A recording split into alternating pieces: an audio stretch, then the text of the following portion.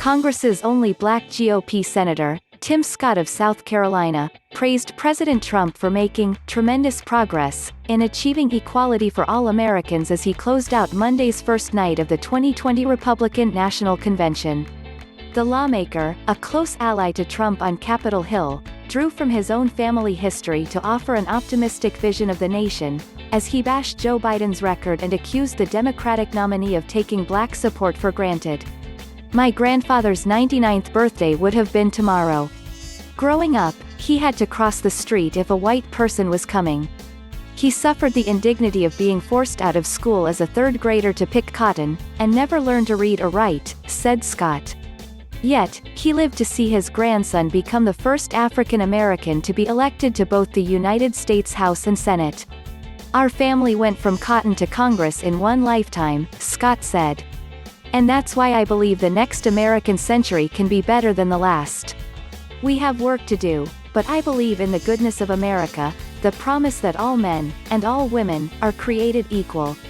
In Trump's first 4 years in office, we have made tremendous progress towards that promise," Scott said. Scott, 54, speaks frequently about being raised poor by a single mother, and has become an influential member of the GOP since arriving in Washington in 2011. He's a major point person for the Trump administration on criminal justice reform, and his name is frequently floated as someone on the list of prominent Republicans harboring 2024 presidential ambitions. During Monday's address, he blasted Biden's over the 1994 crime bill that became one of the key contributors to mass incarceration. He also brought up the former vice president's now infamous gaffe in May that black voters torn between voting for him and Trump ain't black. When it comes to what Joe Biden says he'll do, look at his actions. Look at his policies. Look at what he already did and did not do while he's been in Washington for 47 years, Scott said.